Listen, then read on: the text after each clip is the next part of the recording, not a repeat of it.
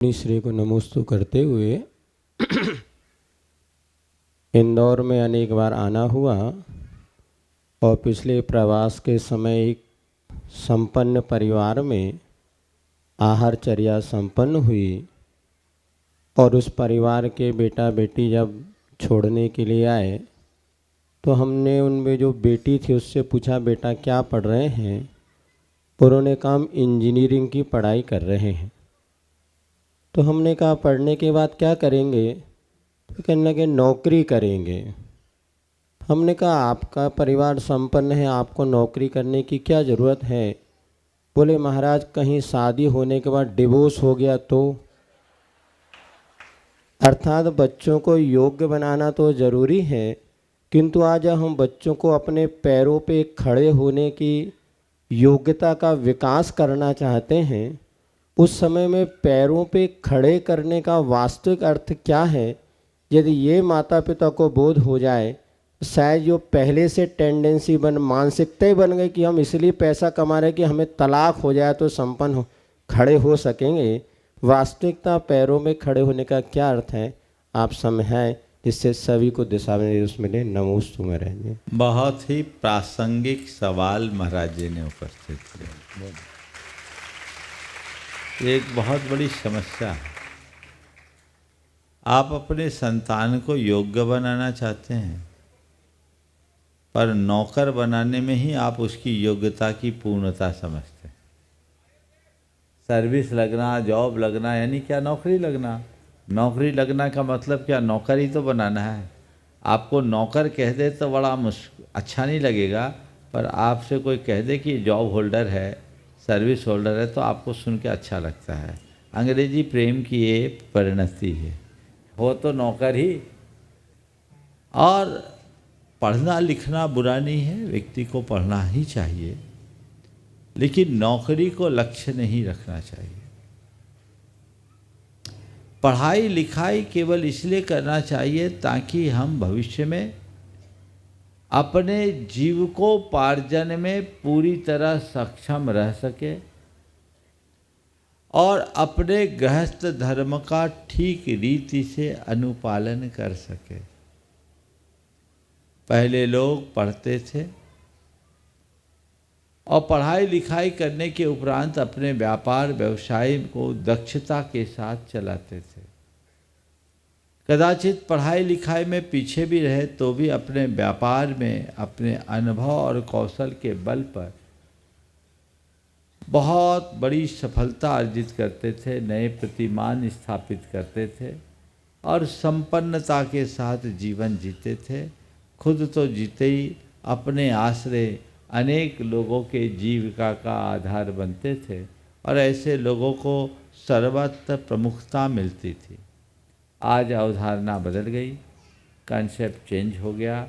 अब तो सबसे बड़ी समस्या जो महाराज ने कही, तलाक हो गया तो मैं उसमें कहें कि नौकरी नहीं करेंगे तो शादी ही नहीं होगी तो तलाक क्या होगी। अब तो सबसे बड़ी समस्या महाराज ये आ गई। अगर बच्चा बिजनेस में है तो लड़की देने को लोग जल्दी से राजी नहीं, सर्विस वाले को लड़की देने के लिए लोग राजी। ये कंसेप्ट गलत है। हम बिजनेस करें या सर्विस, हमें ये देखने की जगह सामने वाले का हुनर और योग्यता को देखना चाहिए। लोग उसे ना देखकर जब इस तरह की बातें देखने लगते हैं तो ये विसंगतियाँ आ जाती है। कई युवकों को मैंने देखा जिनका अच्छा खासा व्यापार बिजनेस सेटअप, करोड़ों का टर्नओवर, लेकिन इसके बावजूद 10-12 लाख के पैकेज में, कईयों के तो 5-7 लाख के पैकेज में ही अपना जॉब करने की मानसिकता बनानी पड़े। एक युवक के साथ ऐसे ही था, वो पूना में 7.5 लाख रुपए के पैकेज पे जॉब कर रहा था। और आप सुनकर के हंसोगे, जॉब करने के बाद शादी भी हो गई, सब कुछ हो गई, उसके पिताजी हर महीना 40,000 उसको भेजते थे। बोले क्यों? अब फ्लैट का खर्चा और खर्चा, अब खर्चा ही नहीं पुरता तो कहाँ से करें। 7.5 लाख रुपया महीना पगार पाने वाले का टैक्स में भी कट जाए, जो हाथ में आए बोले पिताजी 40,000 रुपया मेरे लिए भेजते हैं। हमने कहा तूने जॉब चुना क्यों? बोले महाराज क्या करे, शादी नहीं हो रही थी तो जॉब करना पड़ा। शादी नहीं हो रही थी जॉब करना पड़ा। और वो सोचो, वो लड़का MBA पास और वो 7.5 लाख रुपया का पैकेज में वहाँ रह रहा है और अपने बाप से 40,000 रुपया महीना मंगा रहा है। और उसका भाई 12वीं क्लास और उनका कम से कम 5 करोड़ का टर्नओवर उससे ज़्यादा कमा रहा है। वो सोचता था मेरी पढ़ाई व्यर्थ। लेकिन सबसे बड़ी समस्या विवाह की, ये विवाह की जो समस्या है, ये मानसिकता बदलनी चाहिए। खासकर लड़कियों से मैं कहूँगा, भरा पूरा परिवार देखो, संस्कार देखो, बिजनेस का बैकग्राउंड देखो, सामने वाले के हुनर को देखो और उसके आधार पर अपने जीवन साथी का चुनाव करें, न कि नौकरी और पैकेज। नौकरी से कब किसको हटा दिया जाए कोई ठिकाना भी नहीं। आजकल तो एक पल में कुछ हो जाता है। तो इसलिए इससे बहुत सजग रहना चाहिए, इस तरह की बातें नहीं देखना चाहिए। जहाँ तक लड़कियों का सवाल है कि महाराज जी पढ़े लिख जाएं, नौकरी करें, नहीं तो तलाक हो जाए तो कम से कम डिपेंडेंसी तो नहीं रहेगी। ध्यान रखना, अगर ये मानसिकता होगी तो तलाक न होना हो तो हो जाए, क्योंकि तुम्हारा ईगो कहेगा हम किसी पर डिपेंड क्यों हैं, हम क्यों कॉम्प्रोमाइज करें। इसलिए पढ़ लिख जाओ, योग्यता रखो, लेकिन नौकरी की मानसिकता से बचो। हाँ, पढ़ाई लिखाई रुचि डिग्रियां तब काम में आती है, कोई आपत्ति विपत्ति आ जाए तो हमें पर मुखापेक्षी न बनना पड़े।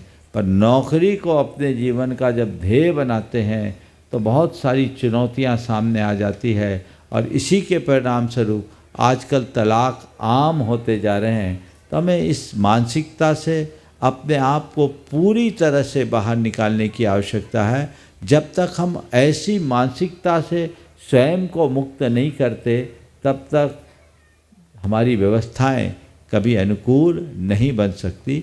तो हमें इन सब बातों पर ध्यान देना चाहिए। छोटे बड़े स्थान का मोह छोड़ना चाहिए और केवल नौकरी नौकरी नौकरी की तरफ दृष्टि रखने की जगह व्यक्ति के काम और योग्यता पर विचार करना चाहिए। जो व्यक्ति की स्वभावगत योग्यता है उसे विकसित होने का अवसर प्रदान करना चाहिए, जिससे वह अपने जीवन को ठीक तरीके से आगे बढ़ाने में सक्षम हो सके।